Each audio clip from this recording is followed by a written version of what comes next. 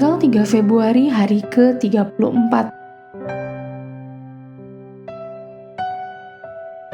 Bacaan Imamat pasal 8-10. Perintah dan pelanggaran imam.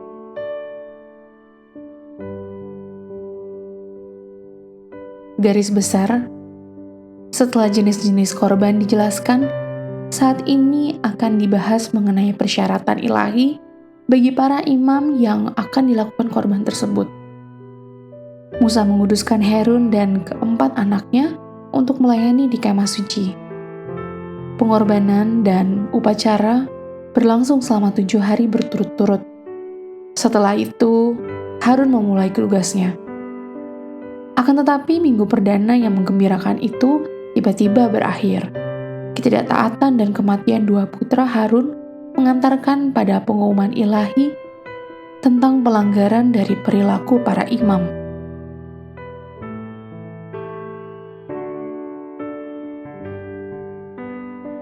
Renungan harian. Apakah hal ini pernah terjadi kepadamu? Anda terlambat untuk suatu pertemuan, Anda memacu mobil melampaui batas kecepatan maksimal. Tiba-tiba, Anda melihat sekilas lampu berkedip di kaca spion Anda.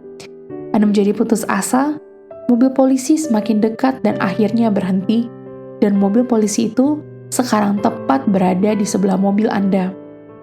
Apa pengalaman itu akan mengubah kebiasaan mengemudi Anda, atau setidaknya untuk beberapa kilometer berikutnya?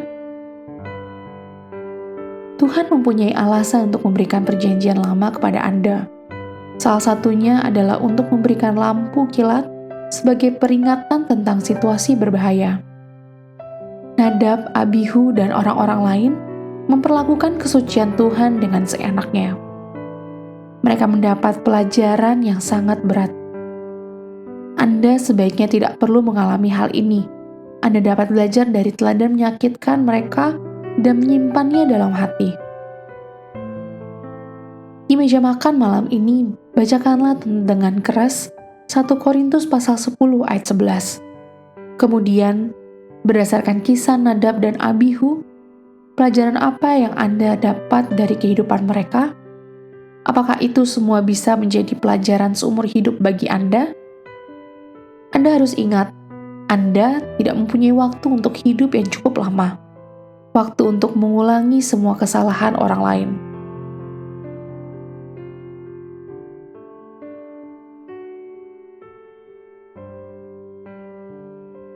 Jika Anda berjalan melawan hukum Allah, Anda mendapatkan kehancuran.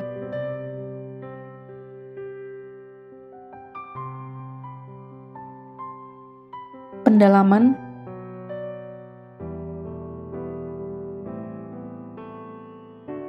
Pakaian imam besar hanya untuk satu. Imamat pasal 8 ayat 7-9. Akan ada banyak imam, tapi hanya satu imam besar. Imam besar adalah orang yang akan mewakili umat di hadapan Yahweh. Imam besar akan memasuki tempat Maha Kudus untuk mengadakan pendamaian. Hanya imam besar yang mengenakan baju efod, pakaian khusus dari emas, kain biru, kain ungu, kain kirmizi, dan dari kain lenan halus. Lihat juga Keluaran pasal 28 ayat 4-14.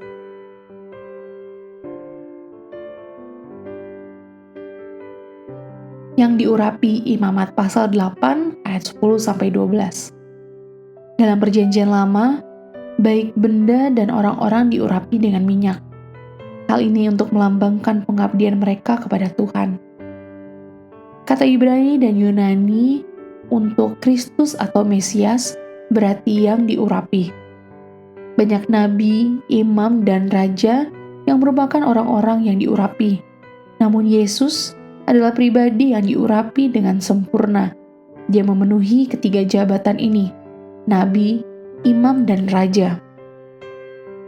Yesus mengucapkan firman Tuhan dan melakukan mujizat seperti yang dilakukan oleh para nabi besar. Berdasarkan kematian dan kebangkitannya, Dialah imam besar kita, imam besar yang agung. Lihat Mazmur pasal 110 ayat 4 dan Ibrani pasal 7 ayat 16. Dan dialah raja segala raja. Lihat Wahyu pasal 17 ayat 14 dan pasal 19 ayat 16.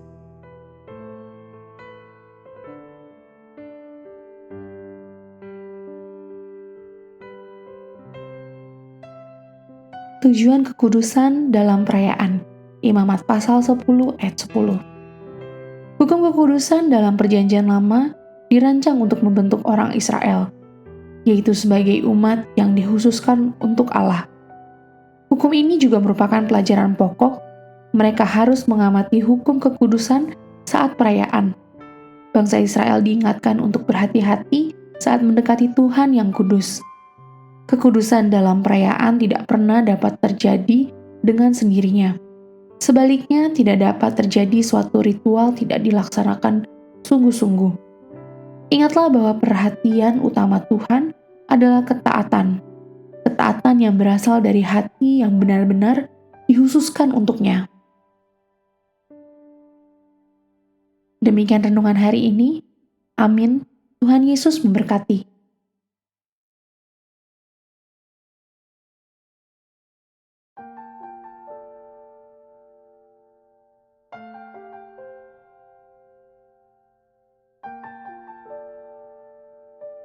Imamat pasal 8.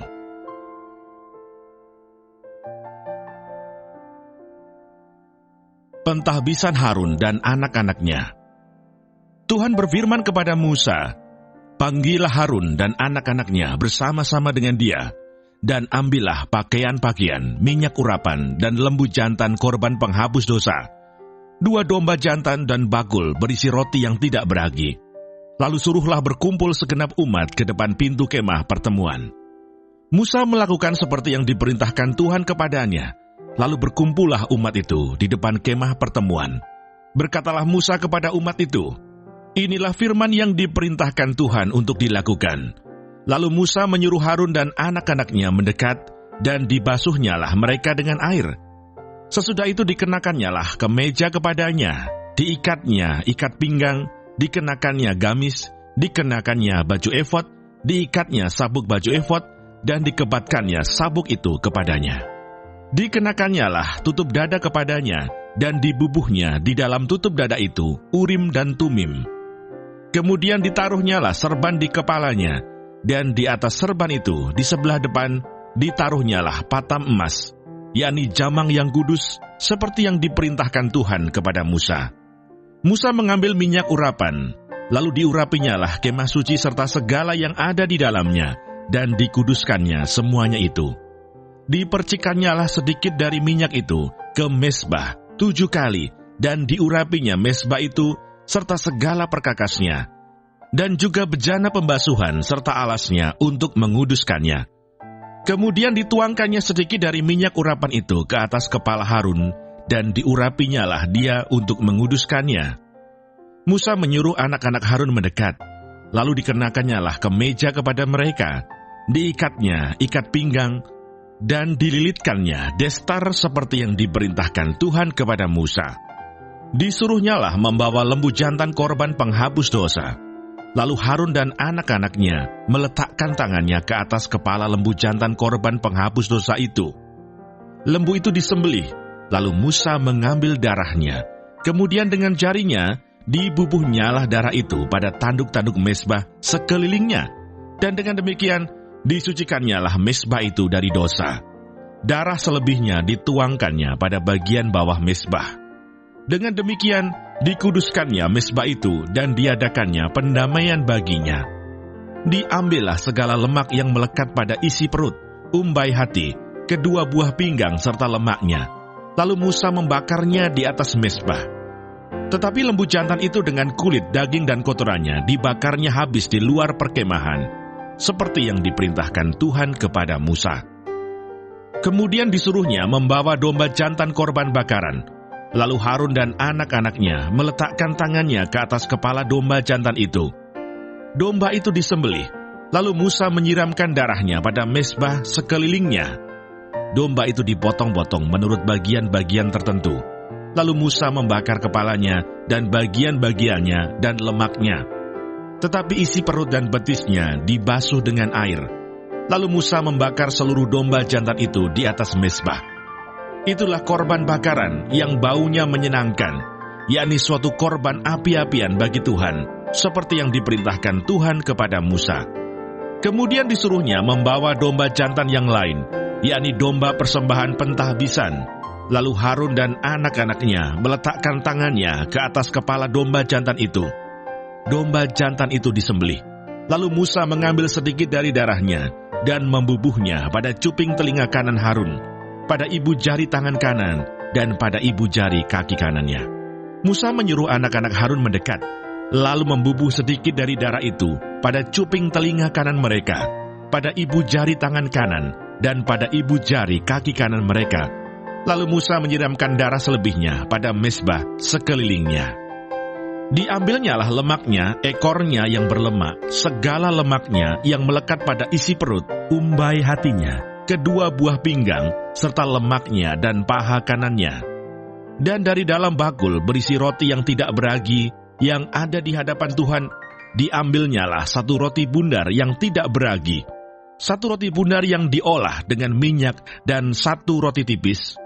Lalu diletakkannya di atas segala lemak dan di atas paha kanan itu, dan ditaruhnya seluruhnya di telapak tangan Harun dan di telapak tangan anak-anaknya, dan dipersembahkannya semuanya sebagai persembahan unjukan di hadapan Tuhan. Kemudian Musa mengambil semuanya dari telapak tangan mereka, lalu dibakarnya di atas mezbah, yaitu di atas korban bakaran. Itulah persembahan pentahbisan untuk menjadi bau yang menyenangkan. Itulah suatu korban api-apian bagi Tuhan. Musa mengambil dada domba itu dan mempersembahkannya sebagai persembahan unjukan di hadapan Tuhan. Itulah yang didapat Musa sebagai bagiannya dari domba jantan persembahan pentahbisan itu, seperti yang diperintahkan Tuhan kepada Musa. Dan lagi Musa mengambil sedikit dari minyak urapan dan dari darah yang di atas mezbah itu, lalu dipercikkannya kepada Harun, ke pakaiannya, dan juga kepada anak-anaknya, dan ke pakaian anak-anaknya. Dengan demikian, ditabiskannya Harun pakaiannya, dan juga anak-anaknya, dan pakaian anak-anaknya. Berkatalah Musa kepada Harun dan kepada anak-anaknya, "Masaklah daging itu di depan pintu kemah pertemuan. Di sanalah kamu harus memakannya dengan roti yang ada di dalam bakul untuk persembahan pentahbisan, seperti yang telah kuperintahkan dengan berkata, Harun dan anak-anaknya haruslah memakannya. Dan apa yang tinggal dari daging dan roti itu, haruslah kamu bakar habis dengan api. Janganlah kamu pergi dari depan pintu kemah pertemuan selama 7 hari, sampai kepada genapnya perayaan pentahbisan, karena perayaan pentahbisan akan berlangsung 7 hari lamanya. Seperti yang diperbuat pada hari ini, demikian juga diperintahkan Tuhan kamu perbuat kelak untuk mengadakan pendamaian bagimu. Di depan pintu kemah pertemuan, haruslah kamu tinggal siang malam 7 hari lamanya, dan kamu harus lakukan kewajibanmu terhadap Tuhan dengan setia, supaya janganlah kamu mati, karena demikianlah diperintahkan kepadaku. Maka Harun dan anak-anaknya melakukan segala firman yang diperintahkan Tuhan dengan perantaraan Musa. Imamat pasal 9.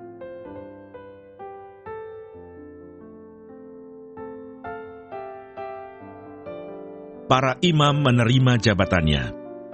Pada hari yang ke-8, Musa memanggil Harun serta anak-anaknya dan para tua-tua Israel, lalu berkatalah ia kepada Harun, "Ambillah bagimu sendiri seekor lembu muda untuk korban penghapus dosa, dan seekor domba jantan untuk korban bakaran, kedua-duanya yang tidak bercela, kemudian persembahkanlah itu di hadapan Tuhan.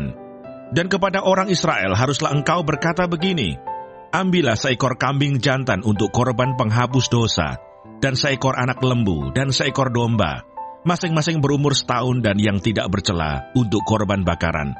Dan lagi seekor lembu dan seekor domba jantan untuk korban keselamatan, supaya dikorbankan di hadapan Tuhan, dan korban sajian yang diolah dengan minyak. Karena pada hari ini, Tuhan akan menampakkan diri kepadamu." Kemudian dibawa merekalah apa yang diperintahkan Musa ke kemah pertemuan.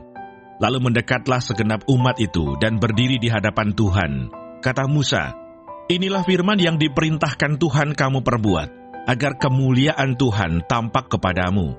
Kata Musa kepada Harun, "Datanglah mendekat kepada mezbah, olahlah korban penghapus dosa dan korban bakaranmu, dan adakanlah pendamaian bagimu sendiri dan bagi bangsa itu.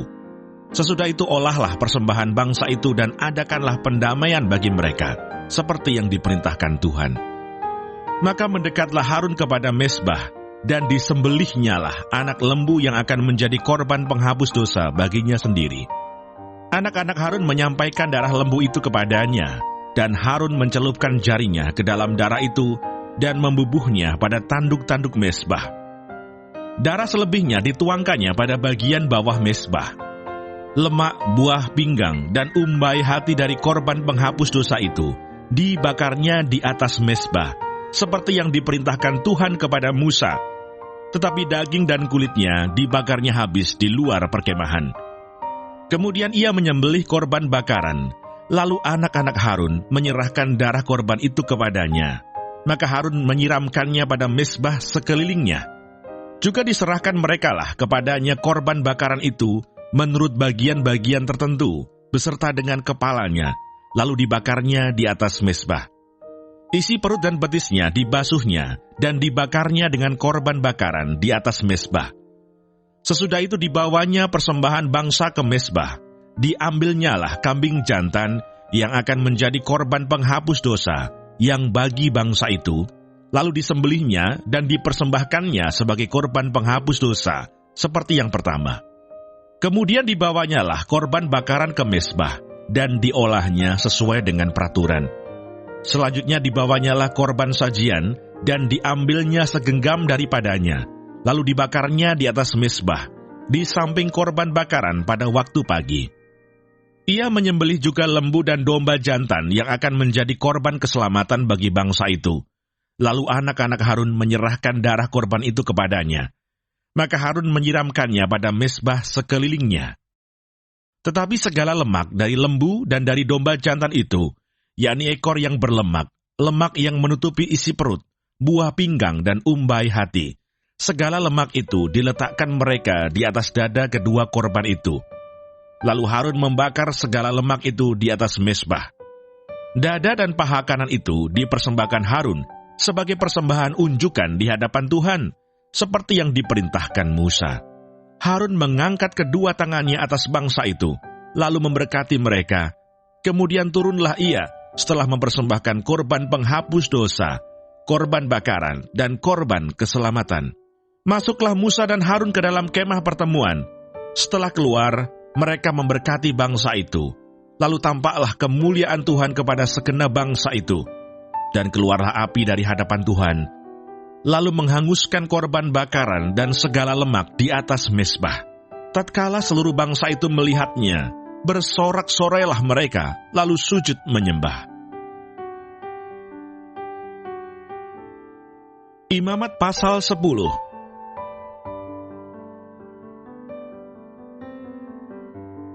Kematian Nadab dan Abihu.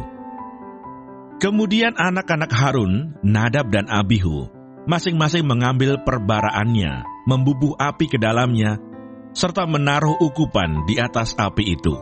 Dengan demikian mereka mempersembahkan ke hadapan Tuhan api yang asing yang tidak diperintahkannya kepada mereka. Maka keluarlah api dari hadapan Tuhan, lalu menghanguskan keduanya, sehingga mati di hadapan Tuhan. Berkatalah Musa kepada Harun, "Inilah yang difirmankan Tuhan, kepada orang yang karib kepadaku, kunyatakan kekudusanku, dan di muka seluruh bangsa itu akan kuperlihatkan kemuliaanku." Dan Harun berdiam diri.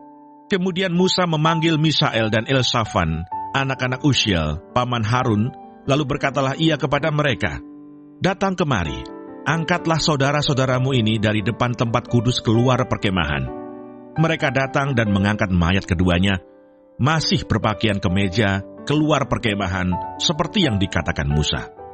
Kemudian berkatalah Musa kepada Harun dan kepada Eleazar dan Itamar anak-anak Harun, "Janganlah kamu berkabung dan janganlah kamu berduka cita, supaya jangan kamu mati dan jangan Tuhan memurkai segenap umat ini. tetapi saudara-saudaramu, yaitu seluruh bangsa Israel, merekalah yang harus menangis karena api yang dinyalakan Tuhan itu. Janganlah kamu pergi dari depan pintu kemah pertemuan, supaya jangan kamu mati, karena minyak urapan Tuhan ada di atasmu. Mereka melakukan sesuai dengan perkataan Musa. Larangan tentang minuman keras bagi imam yang menyelenggarakan kebaktian.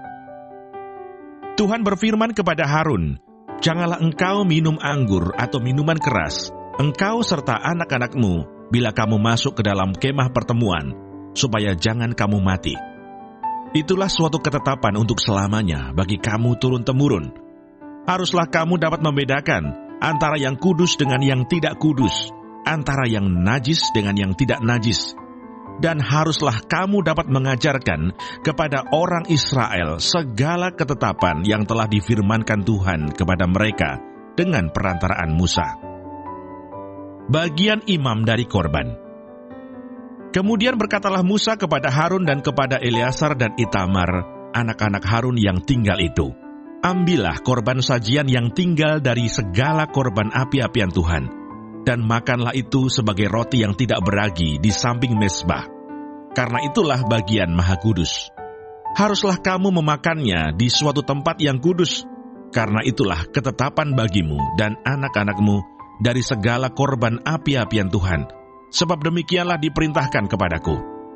Dada persembahan unjukan dan paha persembahan khusus itu haruslah kamu makan di suatu tempat yang tahir. Engkau ini serta anak-anakmu laki-laki dan perempuan, karena semuanya diberikan sebagai ketetapan bagimu dan anak-anakmu dari segala korban keselamatan orang Israel.